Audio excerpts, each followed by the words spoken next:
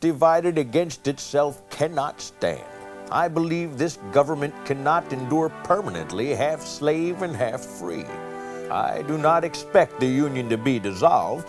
I do not expect the house to fall, but I do expect it will cease to be divided. Abraham Lincoln, 1858. 2 years before Abraham Lincoln became president, he could see great trouble brewing between the northern and southern states. They had been arguing for a whole generation, in Congress, in newspapers, in books, and face-to-face. By the time Lincoln became president in 1861, the House was falling, the Union was crumbling. Slavery, illegal in the North and depended upon in the South, was a major factor in their arguments. But there was more. The two regions were very different. They had different cultures and economies, different ideas of how a society should be run and what the Constitution meant, different goals for the country. Both feared the other was getting more than their fair share from the federal government. They were losing their ability to compromise. March 1861, South Carolina secedes from the Union. Soon after, 10 other states in the Deep South joined South Carolina to form the Confederate States of America. Within the year, the North and South were at war. The Civil War would split the nation in two. It would rage on for 4 years, cost 600,000 lives, and wound many more in body and spirit. It was a bloody war that at times pitted brother against brother. American men, some as young as 15 and 16 years old, slaughtered each other in small-town streets, wheat fields, and apple orchards. Whole cities were destroyed. How could this happen in America?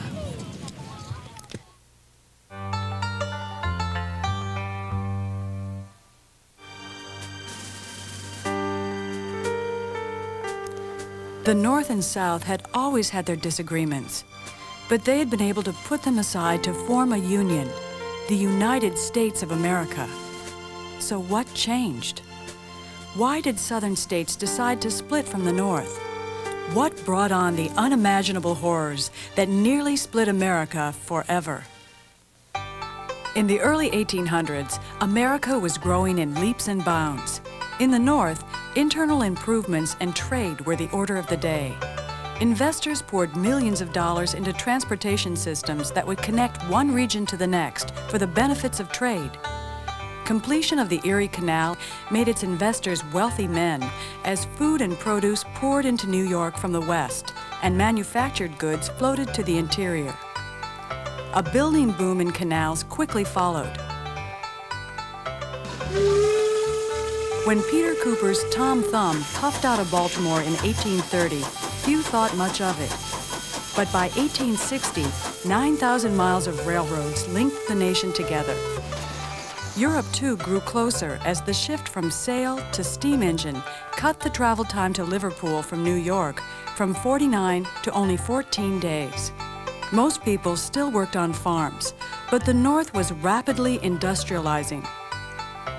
Using new machines and interchangeable parts, northern factories poured out sewing machines, farm machinery, clothing, and other goods. Americans were so good at it that the British called the making of things by machine rather than hand the American system of manufacturing. Industry created jobs. Immigrants from Ireland and Germany and teenagers from American farms poured into northern cities like Lowell, Massachusetts and Philadelphia, Pennsylvania to work as wage earners in factories. Stores sprung up, shelves brimming with goods to sell to workers. Banks sprung up to finance business and trade. A booming market economy was transforming the North.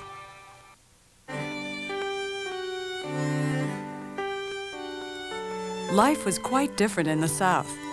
There, agriculture was the major source of jobs and wealth. Long growing seasons and rich soil produced rice, tobacco, and cotton, cash crops grown for sale in distant markets. The vast majority of Southern whites were poor farmers who eked out a living as best they could. But big plantation owners with many slaves dominated the South. economically, socially, and politically. The North had outlawed slavery in the decades following the American Revolution. Back then, many Americans believed that slavery would die out on its own because it was no longer profitable. But then something happened. Raw cotton had always been very expensive because it took too long to separate the sticky seeds from the fiber. Then, in 1793, Eli Whitney, a young teacher from New England, invented the cotton gin. With this simple machine, a slave could clean more than 50 pounds of cotton a day. The cotton gin transformed cotton from a luxury item into the world's cheapest fabric.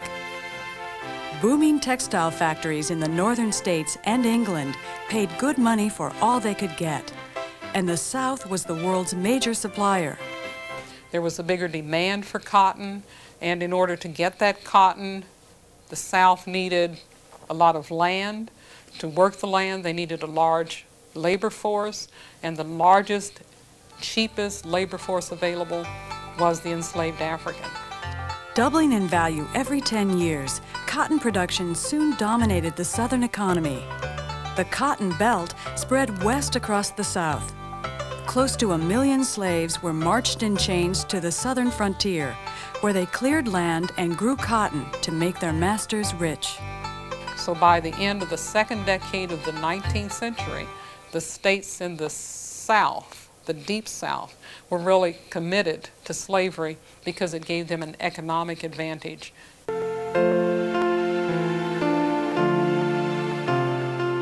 The louder she screamed, the harder he whipped. And where the blood ran the fastest, there he whipped the longest. Southern wealth rested on the backs of slaves.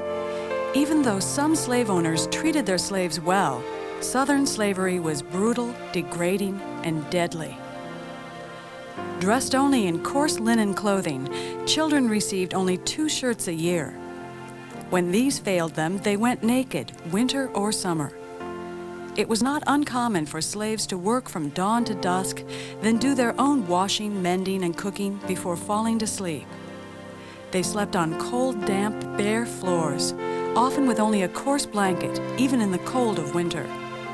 Slaves considered a good master one who gave them enough to fill their stomachs. Many had barely enough to eat. Believing that slaves couldn't be governed except with the whip, masters and overseers beat men and women, young and old, even pregnant women, for any reason or for none. Born a slave in Maryland, Frederick Douglass revealed the hardships and horrors of slavery in his autobiography, Narrative of the Life of Frederick Douglass. According to Douglass, to be accused was to be convicted, and to be convicted was to be punished. Frederick Douglass in his autobiography talks about seeing a young mother beaten while her children watched, unable to do anything to stop them. And this is something that's hard for us to understand, but we just need to remember that the enslaved people were not considered people, they were considered property. Slavery, Douglass observed, was dehumanizing, not only to the slave, but to the slaveholder as well. He would watch it turn his own mistress's tender heart to a stone. Before she learned how to be a proper slave master, his mistress did, however, give Douglass a gift that transformed his life. She taught him to read. When she started to teach her son to read, she also taught Frederick, and she called her husband in to show him how quickly he had learned to read. And as soon as her husband saw Frederick with a book, he snatched it away and told her, "You must never teach a slave to read or to write." A nigger should know nothing but to obey his master. If you teach that nigger how to read, there would be no keeping him. These words burned in Douglass. He read and learned whenever he could. As it turned out, there was no keeping him. Douglass escaped in 1838 and soon thereafter became one of America's most powerful voices against slavery. Not every black man and woman in the South was a slave. In the 1800s, during the period that slavery was still very much alive in this country, there were tens of thousands, actually, of African people, people of African descent, who were freed. one way or another. They had run away, they had managed to get free after their slave owners died, their relatives bought them out, and sometimes out of conscience, people would release their slaves. Some of them traveled north, particularly places like Philadelphia, and increased the black population. And it was through free black community building that the modern black community emerged, so with churches, with organizations, with a sense of self. And even as they tried to become Americans, they also wanted to hold on to this separate identity. So it was a free black population that was increasingly conscious of its place in America and its need to define its place in America. They held a variety of occupations. They were draymen, they were bricklayers, they were carpenters, and in fact in Charleston, most of the building trades were dominated by free blacks. But such cases were rare indeed.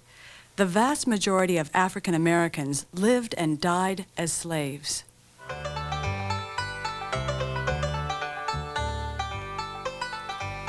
Despite the harsh treatment, African American slaves and free blacks built a world of their own.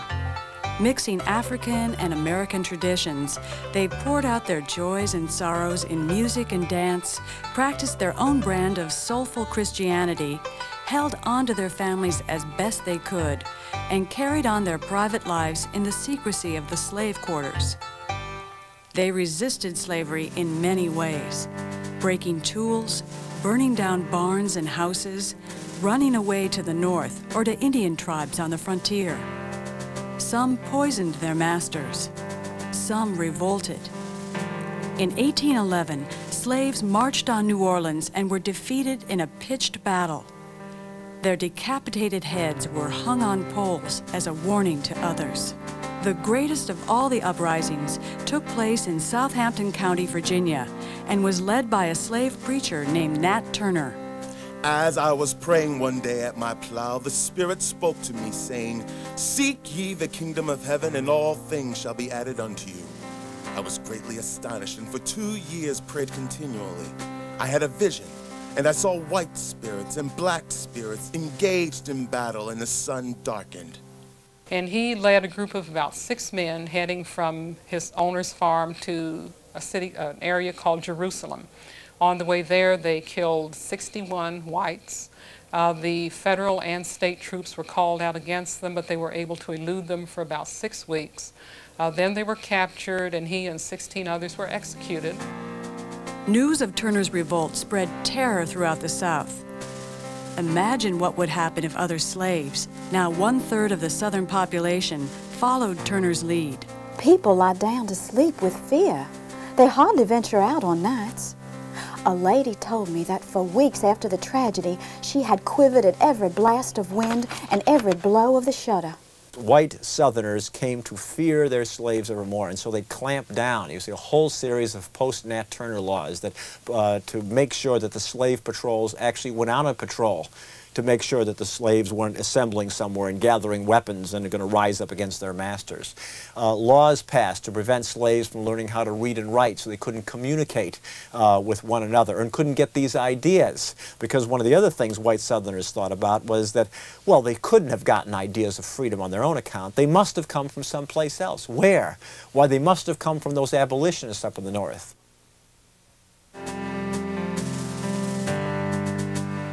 The Americans say that we are ungrateful, but I ask them, for heaven's sake, what should we be grateful to them for? For murdering our fathers and mothers?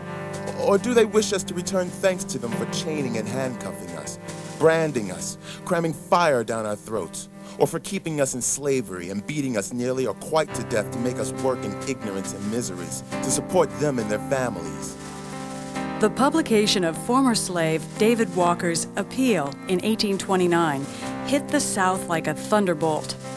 Calling for violent rebellion by slaves, it was the most vigorous denunciation of slavery ever published in the U.S. In fact, the slaveholders in the South called upon the governor of Massachusetts to arrest David Walker, and they issued a $10,000 reward ransom for his head. No compromise with slavery. No union with slaveholders, cried William Lloyd Garrison, who after reading Walker's Appeal and seeing slavery in practice on a visit to Baltimore, started the New England Anti-Slavery Society in 1831. Calling for an immediate end to the institution of slavery, his weekly newspaper, The Liberator, quickly became the most important abolitionist publication in the country. Garrison pulled no punches in his denunciation of slaveholders. We would sooner trust the honor of the country in the hands of the inmates of our penitentiaries and prisons than in their hands. They are the meanest of thieves and the worst of robbers. We do not acknowledge them to be within the pale of Christianity or republicanism or humanity. Such strong talk alarmed not just Southerners, but Northerners as well, especially after Nat Turner's rebellion. Most Americans thought of abolitionists as dangerous troublemakers. Angry crowds nearly lynched Garrison in Boston, burned down the new Abolitionist Hall in Philadelphia, and murdered Elijah P. Lovejoy in Alton, Illinois. Many others would also lose their lives in the fight against slavery. Despite violence and opposition, the abolitionist movement quickly grew in the North among ordinary citizens, farmers, merchants, craftsmen. Free blacks in the North also played a key role in the abolitionist movement. They organized themselves into local anti-slavery societies and worked hand in hand with whites for the Underground Railroad. The Underground Railroad, of course, was not underground and it was not a railroad. It was a hidden method of slaves to escape from the South to freedom either in the North or all the way to Canada. Escaped slaves also played major roles. Frederick Douglass, William Box Brown, and Sojourner Truth wrote autobiographies and gave lectures on the horrors of slavery. Then, of course, you had Harriet Tubman, who became a conductor in the Underground Railroad, who returned to the South at least 15 times and freed some 300 African Americans from slavery. American women also gave strength to the movement, organizing meetings, circulating petitions, hiding runaway slaves, and lecturing. Angelina and Sarah Grimke, daughters of a prominent South Carolina slaveholder, were pioneers in the anti-slavery and women's movement. Collectively, the abolitionists painted a hideous picture of slaveholders as corrupt aristocrats and flagrant sinners, beating old men, misusing slave women, drinking, and dueling. The South banned the anti-slavery pamphlets and books, claiming they would induce slaves to slit their masters' throats.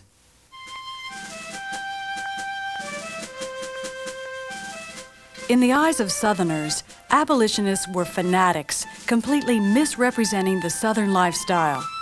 Tempers easily reached the breaking point. Now, what would happen if no cotton was furnished for 3 years? I will not stop to depict what everyone can imagine, but this is certain. England would topple headlong and carry the whole civilized world with her. No! You dare not make war on cotton. No power on earth dares to make war upon it. Cotton is king. Senator James H. Hammond, South Carolina, 1855. Southerners defended slavery. They had to. They were so heavily invested in it that they had to provide what they thought was a reasonable argument.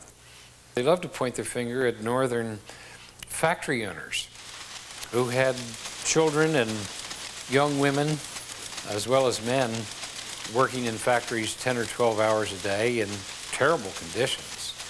Textile mills and breathing a lot of lint in the air and fingers disappearing into machinery and so on. So the Southerners certainly argued that the North had its kind of industrial slavery and was living off the back of ill-fed, ill-clad workers, and that they took better care of their slaves in the South than workers could find in the North. Southerners didn't just defend slavery as an economic necessity. They also insisted that it created a world better than that in the North. Slavery was built on a false idea. That idea was that all blacks were meant to be slaves. God ordained them to be slaves. They came up with what they called the mud seal theory, where in every civilization you must have people at the bottom who will do all the heavy labor so that those whom God has supposedly favored can be the civilized group. With some, the word liberty may mean for each man to do as he pleases with himself and the product of his labor, while with others the same word may mean for some men to do as they please with other men and the product of other men's labor. Here the two, not only different, but called by the same name, liberty. Abraham Lincoln, 1864. Well, the issue of liberty in the country always had been a point of controversy. There were people in the North who felt that you could never have a fully free society dedicated to the principle of liberty as long as you had slavery, and that slavery would blemish American society, would blemish democracy. In the South, there were those who felt there was really no contradiction, that they, in fact, were doing a good thing by building up the country and also by bringing benefit, they thought, to black people. And that it was their liberty to do as they pleased. To be interfered with would be against their liberty. So you had these conflicting views of liberty. In this fight over different meanings of rights and liberty, the Constitution was unclear. Southerners pointed out that the Constitution left the issue of slavery under the control of individual states, and that it protected the rights of private property, including human property. Slaves were valuable property indeed. In the 1850s, a prime field hand cost as much as $2,000. The South, by this point, believed really that they could not exist without slavery, and they were willing to go to war in order to preserve their right to own slaves. With tensions so high over the issue of slavery, the nation's survival depended upon abolishing it. New states were being admitted to the Union in pairs, one slave state and one free. But could that balance be maintained?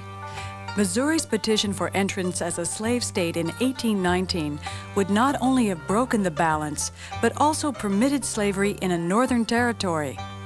What was Congress to do?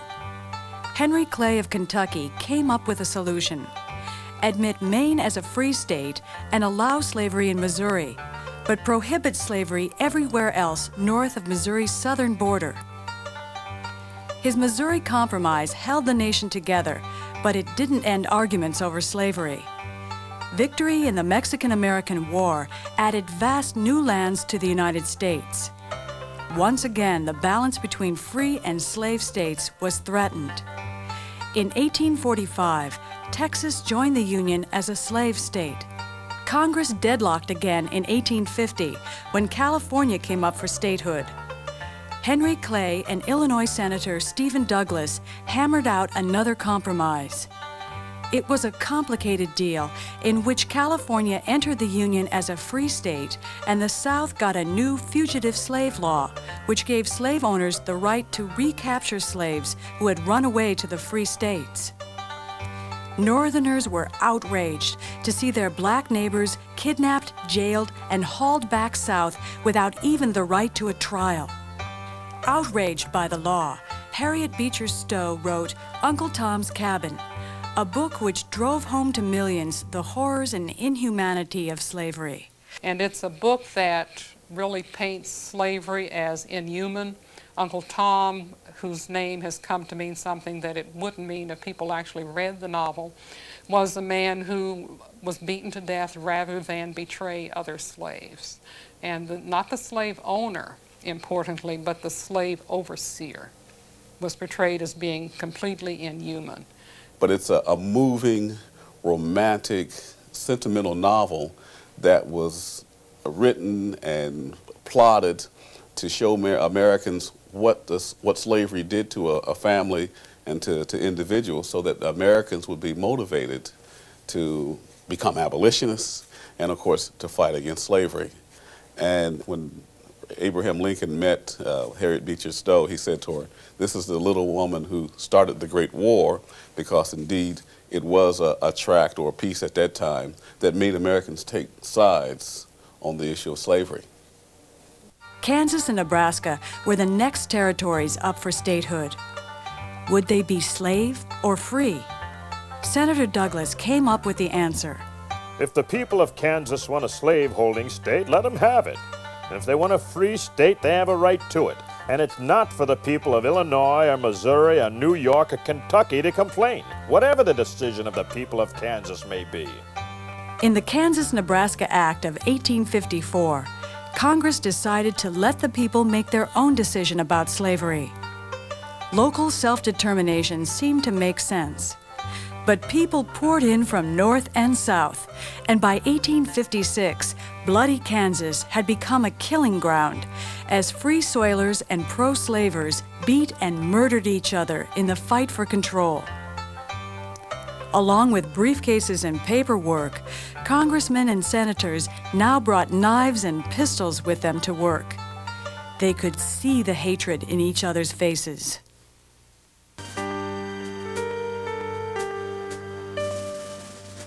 While politicians passed complicated laws to keep the Union together, real people were being hurt by them. The issue of slave versus free state came to a head in 1857 when the Supreme Court ruled against Missouri slave Dred Scott in his petition for freedom. Back in the 1830s, Scott's master had taken him to live in Illinois and the Wisconsin Territory. Dred Scott sued his master in Missouri, basically saying that when his master had taken him to free territory in Illinois and in what is now Minnesota, he had become free because according to the Missouri Compromise of 1820, slavery could not exist in free territories. His owners argued that property was property, which they could take wherever they wanted, free state or not. Well, Dred Scott, of course, lost the case in 1857. Well, the Supreme Court decided to say that Dred Scott was not a citizen of the United States, that blacks had no rights that a white man was bound to respect, and they essentially said that the Congress could not regulate slavery in the United States. It then ruled that the Missouri Compromise was unconstitutional because it interfered with people's rights to control their own property. Did this mean that people could keep slaves anywhere in the Union? The court didn't say. With this fateful ruling, the arguments that had held the nation together went out the window. In the North, voters outraged at the threat of slavery spreading to their own states flocked to a new political party organized in 1854 to keep slavery out of the territories. Under the motto of free soil, free labor, free men, the Republican Party cemented its hold on the North, while the South cemented its control of the Democratic Party. Illinois, 1858.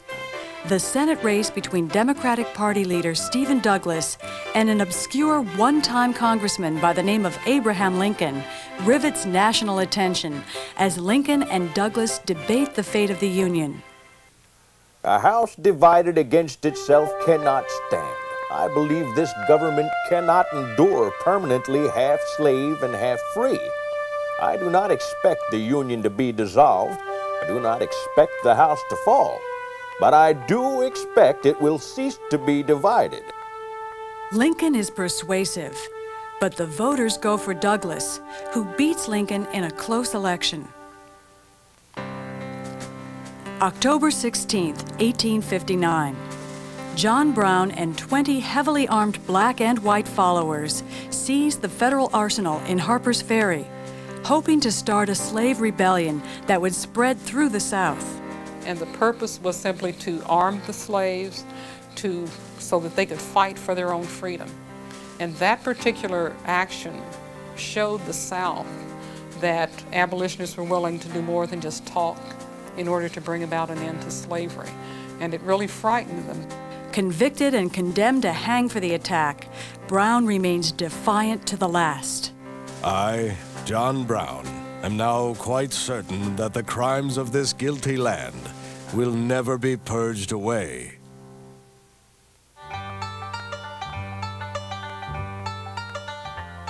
November 1860. Republican candidate Abraham Lincoln wins a four-way race for President of the United States, though he isn't even on the ballot in 10 southern states. Although Lincoln is personally against slavery, his main goal is to preserve the Union. In his first inaugural address, Lincoln assures the South he will protect their rights. I have no purpose, directly or indirectly, to interfere with the institution of slavery in the states where it exists. Fearing that the Republican victory will leave them outnumbered in Congress, the southern states decide to leave the Union. As each new state secedes, a bell tolls in Montgomery, Alabama, the Confederates' temporary capital city. By spring 1861, 11 states have joined the new Confederate States of America. In Charleston, South Carolina, Major Robert Anderson of the United States Army and his 78 men have been holed up in Fort Sumter for more than 4 months. Their presence in the very center of the secession is an intolerable insult to Southern pride. At 4:30 a.m., April 12, 1861, Confederate artillerymen opened fire on Fort Sumter. Northern troops returned the fire. 34 hours later, an exhausted Major Anderson sadly surrenders the fort. Our Southern brethren have done grievous wrong. They have rebelled and have attacked their father's house and loyal brothers. They must be punished and brought back, but this necessity breaks my heart. Lincoln promptly calls for 75,000 volunteers to put down the insurrection of the South. The Confederate Congress declares war. North and South have become two countries. The Union lies in shambles. It is time for war.